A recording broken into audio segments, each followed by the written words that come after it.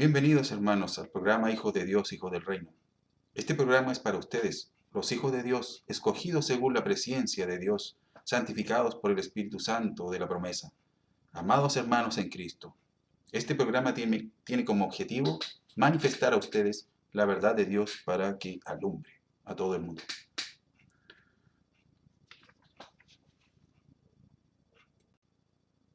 Bien hermanos, como habíamos quedado, vamos con la segunda parte del misterio del reino de Dios, a través de las Escrituras.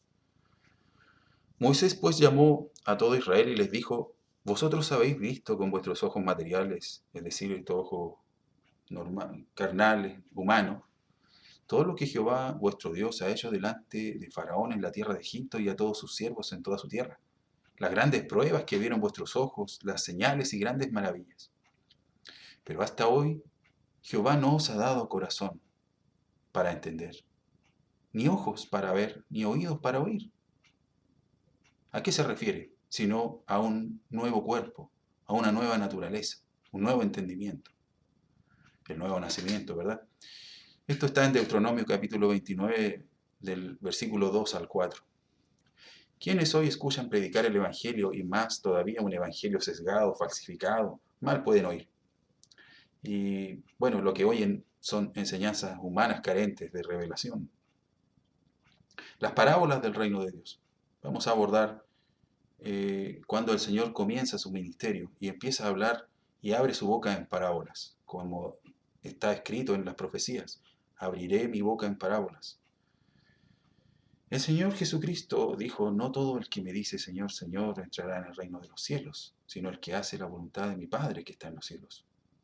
Muchos me dirán en aquel día: Señor, Señor, ¿no profetizamos en tu nombre y en tu nombre echamos fuera demonios y en tu nombre hicimos muchos milagros?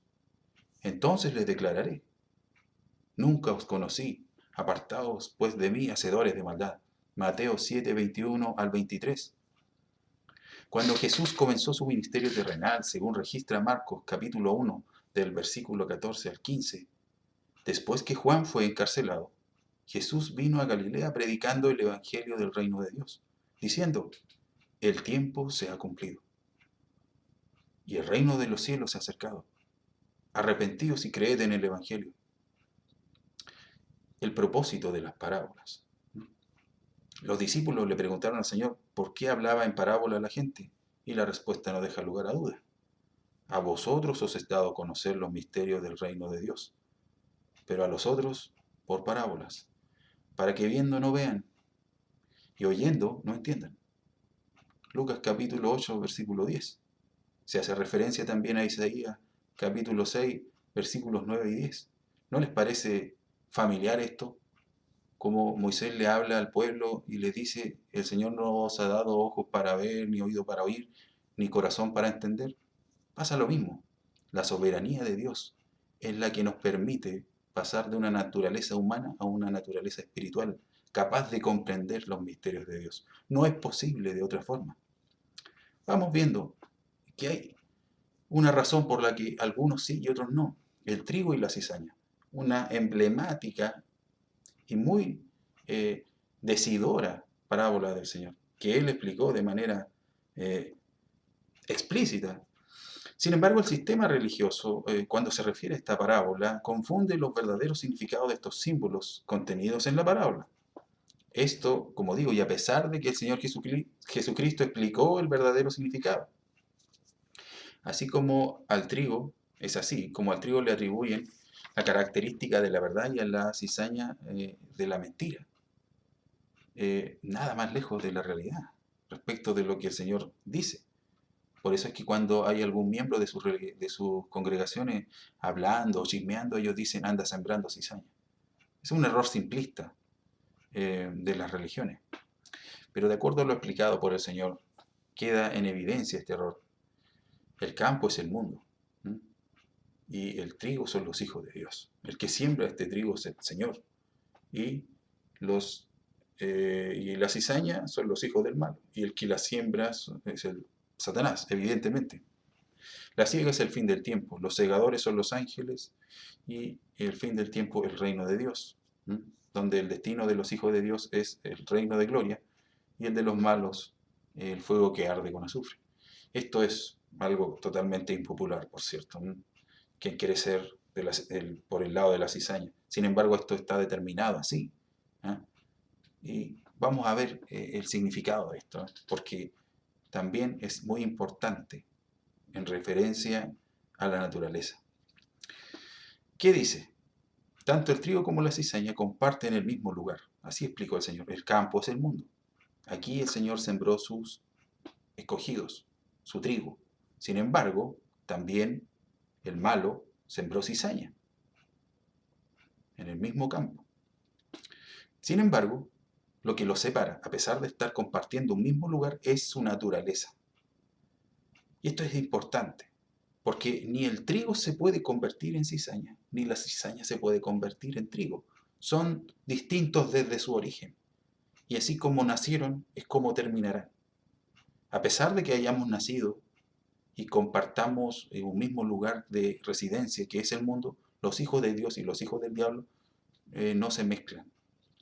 Estamos en un mismo espacio, pero somos diferentes y diferente es nuestro destino. Y en el tiempo final esto se verá de manera notoria. Los ángeles del Señor harán esta diferencia. El Señor los enviará a reunir a sus escogidos desde los 4 puntos de la tierra para reunirlos con el Señor, para reunir a su pueblo, a su iglesia. Los hijos de Dios fueron sembrados en este mundo para dar fruto de vida eterna. Ellos son los escogidos de Dios. Aunque les suene duro a los que predican esto, como que todos pueden llegar a ser hijos de Dios, y no es así. Esa no es la verdad. Estamos aquí para dar luz a donde se ha sembrado oscuridad. La parábola del sembrador, eso sí puede atribuirse esto de la verdad y la mentira, pero la tierra fértil e infértil hace la diferencia, y ahí también hace referencia a una cosa de naturaleza, de principio. Porque somos hechura suya, creados en Cristo Jesús, para buenas obras, creados en Cristo Jesús. Hechura suya, venimos de sus manos, no somos hechos por casualidad, como la hierba del campo. Somos hechura suya, creados para buenas obras, las cuales Dios preparó de antemano. ¿Desde cuándo? Desde antes de la fundación del mundo está escrito, más de una vez está escrito. ¿Por qué las religiones no lo enseñan así? Porque no es popular, como digo. Ellos lo que les interesa es atraer gente, y los discursos impopulares los ahuyentan. El Señor habló con la verdad, y muchos que lo seguían lo dejaron de seguir, porque era dura esta palabra, pero era la verdad. El que no está dispuesto a dejar incluso hasta su propia vida no es digno de mí. Dura es esta palabra, ¿quién la puede oír? ¿Queréis acaso oíros también vosotros? Pedro les dice, Señor, tú tienes palabras de vida eterna, porque las palabras de Dios eran lo primero. La verdad era su alimento. Esa es la característica de los hijos de Dios. Esa es la característica de los hijos del reino. Lo que los distingue de los que no lo son.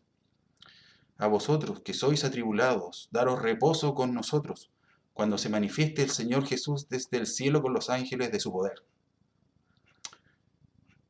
Y en llama de fuego, para dar retribución a los que no conocieron a Dios, ni obedecen al Evangelio de nuestro Señor Jesucristo, los cuales sufrirán pena de eterna perdición, excluidos de la presencia del Señor y de la gloria de su poder. Segunda de Tesalonicenses capítulo 1, del 7 al 9. Parábola de la semilla de mostaza y otras. Otra parábola les refirió diciendo, el reino de los cielos es semejante a un grano de mostaza que un hombre tomó y sembró en su campo. Mateo 13:31. Tanto esta parábola como la de la levadura, el tesoro escondido, la perla del gran precio, reflejan el efecto que produce el reino de Dios. ¿Qué es el reino de Dios? Sino la presencia de Dios, el Espíritu de Dios, que engendra nueva vida.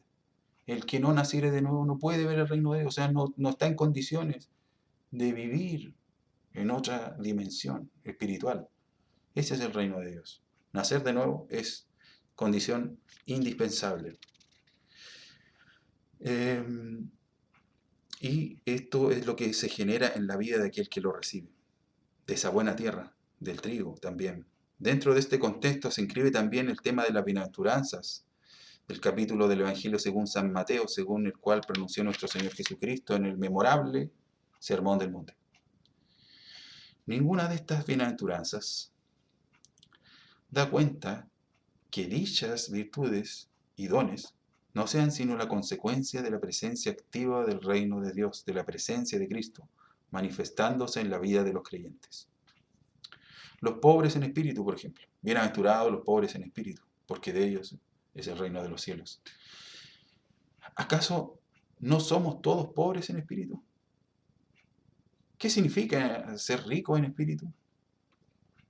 Para ser ricos, puesto que ninguno lo es preciso asumir que somos pobres y que necesitamos ser enriquecidos. ¿Puede considerarse pobre en espíritu, por ejemplo, alguien que con arrogancia declara yo soy rico y me he enriquecido y de ninguna cosa tengo necesidad? Como está ahí descrito en Apocalipsis capítulo 3, versículo 17, en la primera parte. ¿Qué dice la palabra de Dios acerca de la riqueza verdadera? ¿No ha elegido Dios a los pobres de este mundo para que sean ricos en fe y herederos del reino que ha prometido a los que le aman? Santiago 2, versículo 5. Pregunta: ¿a todos los pobres materialmente pobres? Claramente no, sino a los que a su pobreza material, y por sobre y a pesar de ella, anhelan el reino de Dios, es decir, a Cristo. Ellos son bienaventurados.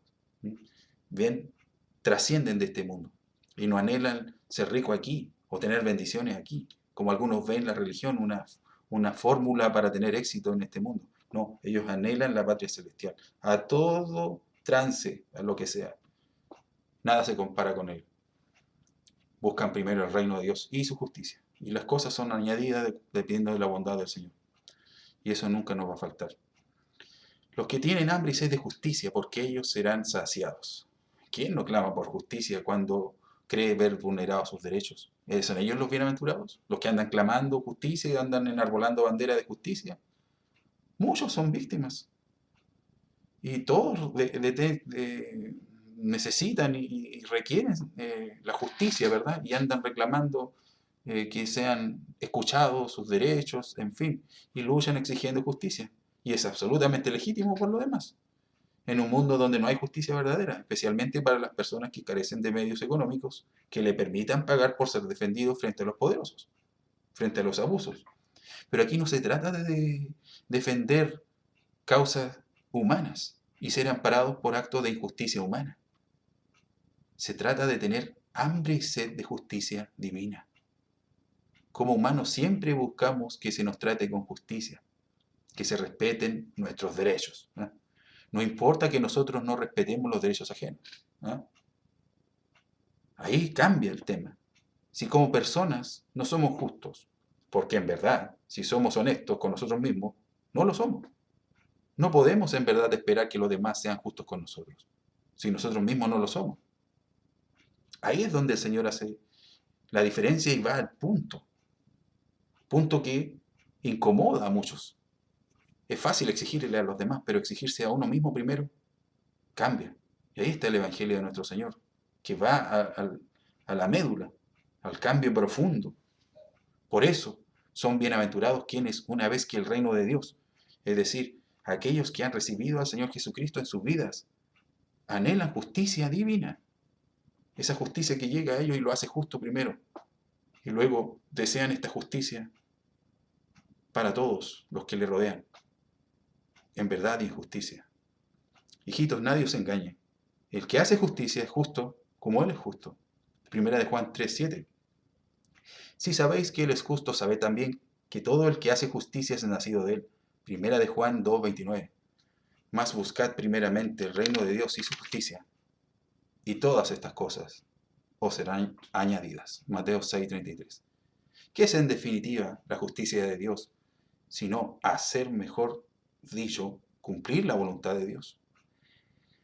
He aquí vienen días, dice Jehová el Señor, en los cuales enviaré hambre a la tierra, no de hambre de pan ni de sed de agua, sino de oír la palabra de Jehová. E irán errantes de mar a mar, desde el norte hasta el oriente, buscando palabra de Jehová, y no la hallarán. En aquel tiempo, las doncellas hermosas y los jóvenes desmayarán de sed. Amós capítulo 8, versículos del 11 al 13. Por tanto os digo que si vuestra justicia no fuere mayor que la de escribas y fariseos, no entraréis en el reino de los cielos. Mateo 5:20. Mas alabes en esto el que se hubiere de alabar, en entenderme y conocerme, que yo soy Jehová, que hago misericordia, juicio y justicia en la tierra. Porque estas cosas quiero, dice Jehová. Jeremías 9:24. Porque en el Evangelio la justicia de Dios se revela por fe y para fe, como está escrito, mas el justo por la fe vivirá. Romanos 1:17.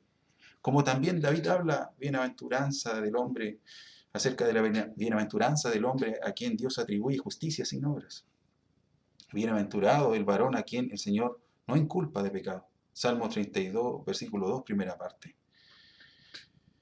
Pues si por la transgresión de uno solo reinó la muerte, muchos más reinarán en vida por uno solo, Jesucristo, los que reciben la abundancia de la gracia y el don de la justicia.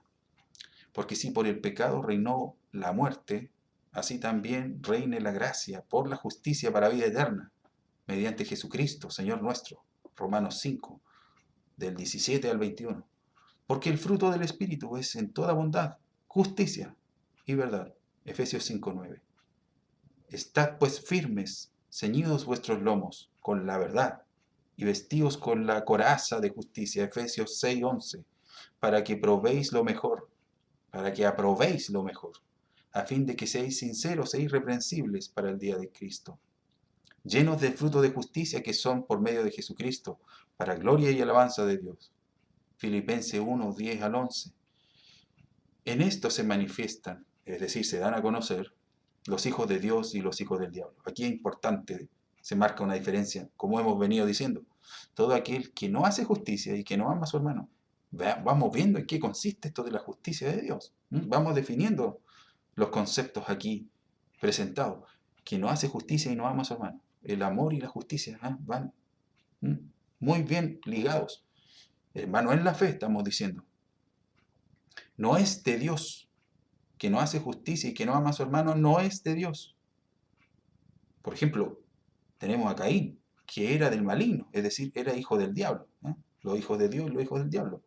Y mató a su hermano. ¿Y por qué causa le mató? Porque sus obras eran malas y las de su hermano justas. Primera de Juan 3:10 al 12. En esto tengamos también consideración que no se trata solamente de la muerte física. Podemos ignorar al hermano y es como si no existiera. Estamos matándolo de manera tácita. Amados hermanos en Cristo, reconociendo la importancia vital de la justicia de Dios, obrando a través nuestro, ¿cómo tener hambre y sed de justicia? Máxime cuando el reino de Dios es un reino de justicia. Porque el reino de Dios no es comida ni bebida, sino justicia, paz y gozo en el Espíritu Santo. Porque el que en esto sirve a Cristo agrada a Dios y es aprobado por los hombres. Romanos 14, 17 y 18. Amén, hermanos. Estamos dejando hasta aquí, por el momento, hasta una siguiente entrega, a través de la palabra de Dios, para los hijos de Dios y los hijos del reino. Dios les bendiga.